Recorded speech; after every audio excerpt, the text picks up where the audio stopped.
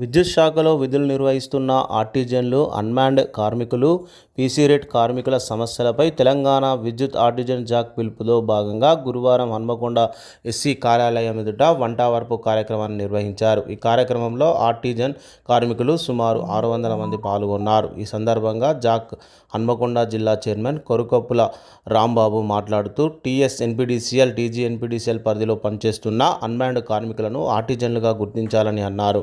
4వ తారీఖున కేటీపీఎస్ పాల్వంచ అన్ని వింగ్స్ కలిసి జెన్కోల గేటు ముందు ధర్నా చేయడం జరుగుతుందని అన్నారు. అదేవిధంగా 7వ తారీఖున వరంగల్లో మహాధర్నా ఉంటుందని ధర్నాలోపు ఏ విషయంలో తేల్చకపోతే 8వ తారీఖున పెద్ద ఎత్తున సమ్మె నిర్వహిస్తున్నామని అన్నారు. ప్రభుత్వ కార్మికుల సమస్యలను, డిమాండ్లను పరిష్కరించాలని వారు ప్రభుత్వాన్ని కోరారు.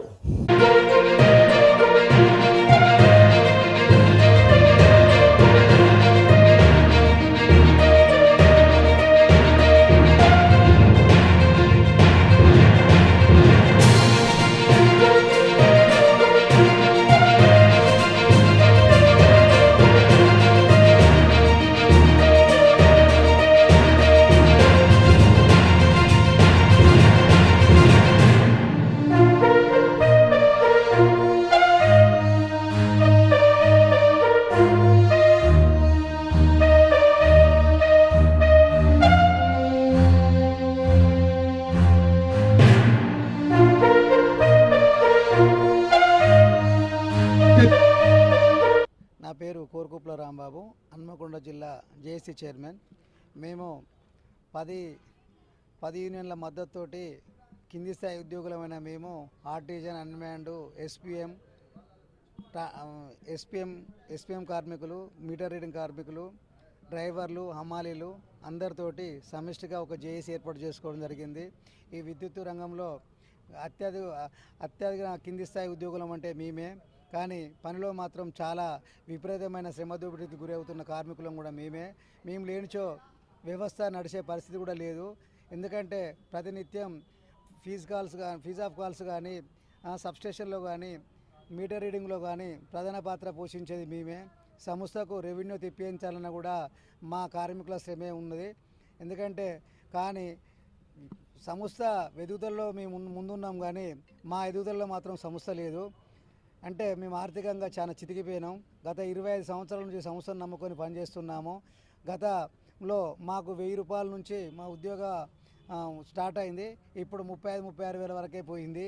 ఈ 35-36 వేలు అనగా మా కుటుంబం బతికించడం కూడా కష్టమవుతుంది. వాళ్ళ చదువులు అని మాకు చాలా ఆర్థికంగా చాలా ఇబ్బంది పడి మొత్తం కార్మిక రంగంలో చాలా వెనుకబడి మా ఆర్థిక పరిస్థితి వల్ల కుటుంబాలు కూడా అతలాకుతలం జరుగుతుంది. ఇందులో ఆర్టిజన్ కార్మికులు 23,163 మంది ఉండేది. ఈ ఆర్థిక పరిస్థితుల వల్ల, స్ట్రెస్ వల్ల, ఉద్యోగంలో ఒత్తిడి వల్ల దాదాపు 4,000 మంది చనిపోవడం జరిగింది. 19,000 మంది ఇప్పుడు ఉండడం జరిగింది. అలాగే ఆర్టిజన్ కార్మికులు కూడా 16,007 మంది ఉండేది. అలాంటిది 13 అన్‌మ్యాన్డ్ కార్మికులు 16,007 మంది ఉండేది. ఇప్పుడు 1300 మందికి అంటే దాదాపు 300 మంది చనిపోవడం జరిగింది. అలాంటి చనిపోయిన కుటుంబాలకు కూడా సంస్థ నుంచి ఎలాంటి బెనిఫిట్స్ కానీ అదేం లేదు. అలాంటి కుటుంబాలు కూడా ఎన్నో బజార్ల పడుతున్నవి. అలాంటి కుటుంబాన్ని వైపు కూడా యాజమాన్యం కానీ కన్నెత్తి చూడటం లేదు. అంటే సంస్థలో వాడు ఉన్నప్పుడు వాంతుడి శ్రమను తీసుకొని ఆ శ్రమను తీసుకున్న తర్వాత చనిపోతే కూడా కుటుంబానికి ఎలాంటి బెనిఫిట్స్ కానీ, ఉద్యోగ భద్రత కానీ, ఇన్సూరెన్స్ కానీ ఎలాంటి అవకాశాలు లేకుండా ఉన్నవి. ఇప్పుడు ఒక కార్మికుడు చనిపోతే వాడు అక్కడికే క్లోజ్గా మళ్ళీ ఇప్పుడు అది కూడా పరిస్థితి అలాగే ఉంది. అలాగే రిటైర్మెంట్కు అయితే కూడా ఆర్టిజన్ కార్మికుని కూడా ఎలాంటి రిటైర్మెంట్ బెనిఫిట్స్ కూడా లేవు. దండ వేసి శాలువ కప్పే నాది కూడా కరువే. అలాంటి పరిస్థితుల్లో మేము దుర్భరమైన పరిస్థితిలో ఉన్నాం. మేము సంస్థను నమ్ముకొని గత 25 సంవత్సరాల నుంచి సేవ చేస్తున్నాం. అలాంటి పరిస్థితుల్లో మేము న్యాయమైన కోరికలే కోరడం జరుగుతుంది. మేము ఏపీఎస్పీ రూల్స్ ఇవ్వమని సంస్థను మేము వేడుకుంటున్నాం. అలాగే అన్‌మ్యాన్డ్ కార్మికులు కూడా వాళ్ళు కూడా ఐటీఐలు చేసి వాళ్ళు కూడా చదువుకున్న వ్యక్తులే. వాళ్ళని కూడా మాలాగా రెగ్యులరైజ్ చేయాలని మేము కోరుకుంటున్నాం. ఇప్పుడు సంస్థ నమ్ముకున్నాం. ఇప్పుడిప్పుడే మేము గొంతెమ్మ కోరికలు ఏం కాదు. గతంలో విఎన్ఆర్ కానీ, వీడబ్ల్యూ కానీ వీళ్ళందరినీ గ్రామ పంచాయతీ సిబ్బంది కూడా ఎలాంటి విద్యార్థులు లేకుండా కూడా రెగ్యులరైజ్ చేసి ఏబిఎస్పీ రూల్స్ ఇవ్వడం జరిగింది. ఇప్పుడు ఇప్పుడు ఉన్న సమాజంలో ఉన్న ఆర్టిజన్లు కానీ అన్మ్యాన్డ్ కార్మికులు కానీ మేము బరాబరి ఐటీఐలు చేసినాం, డిప్లొమా చేసినాం, ఐటీఐ చేసినాం. అలాంటిలను విద్యార్థులను బట్టి కన్వర్షన్ చేయాలని కోరుకుంటున్నాము. మేము దశల వారీగా కూడా చేయమంటున్నాము. ఒక్కసారి చేయడం కూడా ఇబ్బంది అవసరం అనుకుంటలేదు. మేము దశల వారీగా కూడా కన్వర్షన్ చేసి విద్యార్థులను బట్టి ఉద్యోగాలు ఇవ్వమని ఈ సంస్థ ద్వారా యాజమాన్యానికి కానీ ప్రభుత్వానికి కానీ మేము కోరుకుంటున్నాం. లేని ఏడల మేము దశల వారి ప్రోగ్రాం చేస్తున్నాము. గత నెలలో ఎస్పీడీఎస్ ఆఫీసు ముందు ధర్నా చేయడం జరిగింది.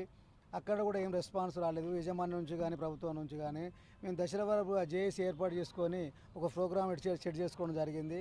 26వ తారీఖు 30వ తారీఖు డివిజన్ వైజ్గా మేము డివిజన్ వారీగా ధర్నా చేసుకోవడం జరిగింది.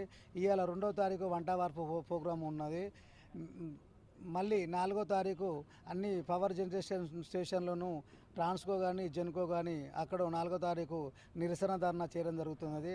మేము ధర్నాలు చేస్తున్నాం కానీ డిపార్ట్మెంట్కి కానీ సంస్థకు కానీ ఎలాంటి ద్రోహం చేస్తలేము. మా విధులు నిర్వహించుకుంటూనే మిగతా కార్మికులతోటి మేము ధర్నా కార్యక్రమాలు చేస్తున్నాము. విధులకు ఎలాంటి ఆటంకం చేయడం లేదు. అలాగే ఇప్పుడు 26వ తారీఖు అయిపోయింది, 30వ తారీఖు అయిపోయింది. ఇలా 2వ తారీఖు వంట వార్పు కూడా సక్సెస్ జరిగింది. 800 మంది కార్మికులతోటి వంట వార్పు ప్రోగ్రాం కూడా సక్సెస్ చేసుకోవడం జరిగింది.